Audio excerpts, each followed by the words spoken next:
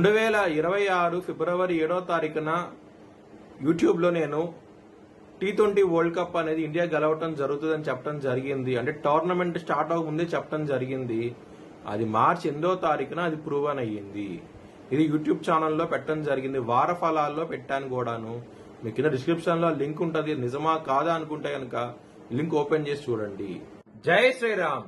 2022 నుంచి 2026 మార్చి వరకు మొత్తం 20 ప్రెడిక్షన్స్ అనేవి ప్రూవెన్ అయ్యాయి. అవన్నీ కింద డిస్క్రిప్షన్ లో ఇవ్వడం జరుగుతోంది. ఇది నిజమా కాదా అనుకుంటే కింద డిస్క్రిప్షన్ లో లింక్స్ ఓపెన్ చేసి చూడండి. నిజమైతేనే నా ఛానల్ ని సబ్స్క్రైబ్ చేసుకోండి. మేషరాశికి అధిపతి కుజుడు. మేషరాశిలో భరణి 4 పాదాలు, అశ్విని 4 పాదాలు, కృత్తిక 1వ పాదం ఉంటది. ఈ నక్షత్రం వాళ్ళందరికీ నేను చెప్పే వార ఫలితాలు వర్తిస్తాయి. ఈ వారంలో మేషరాశి వారికి లాభస్థానంలో రాహు యోగిస్తున్నారు, లగ్నంలో రవి బుధులు యోగిస్తున్నారు, 2వ స్థానంలో శుక్రుడు యోగిస్తున్నారు. 4 గ్రహాలు యోగిస్తున్నాయి. మీరు కనుక బ్రాహ్మణుడికి నల్ల నువ్వులు దానం చేస్తే కనుక చాలా మంచి ఫలితాలు ఉంటాయి. ఏలినాటి శని నడుస్తుంది కాబట్టి నల్ల నువ్వులు దానం చేస్తే కనుక చాలా మంచి ఫలితాలు చూస్తారు. నవగ్రహాలకి టెంపుల్కి వెళ్ళండి, చాలా మంచి ఫలితాలు ఉంటాయి. ఈ వారంలో నవగ్రహ హోమం ఒకటి చేయించుకోండి, ఇంకా మంచి ఫలితాలు చూస్తారు. ఒకవేళ చేయించుకోవాలనుకుంటే కనుక హెచ్ఎల్ఎన్ జ్యోతిష్యాలను సంప్రదిస్తే కనుక మీరు లైవ్ వీడియో కాల్లో హోమాన్ని చూపించడం జరుగుతుంది. శుక్రవారం మంచి రోజు. ఆ రోజున ముఖ్యమైన పనులు స్టార్ట్ చేసి ఖచ్చితంగా విజయం సాధిస్తారు. శనివారం రోజున మాత్రం ముఖ్యమైన పనులు స్టార్ట్ చేయకండి. స్టార్ట్ చేస్తే కనుక వ్యతిరేకత ఫలితాలు, ధన నష్టం వచ్చే అవకాశం ఉంటుంది.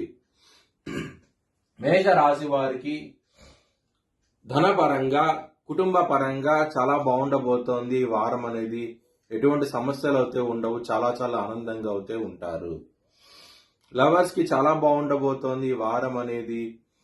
ఇక్కడ పంచమాధిపతి అయిన సూర్యుడు లగ్నంలో ఉండటం మూలంగా మంచి ఫలితాలు ఉంటాయి. లవర్స్ కి మాత్రం హెల్త్ పరంగా చాలా బాగుంటది.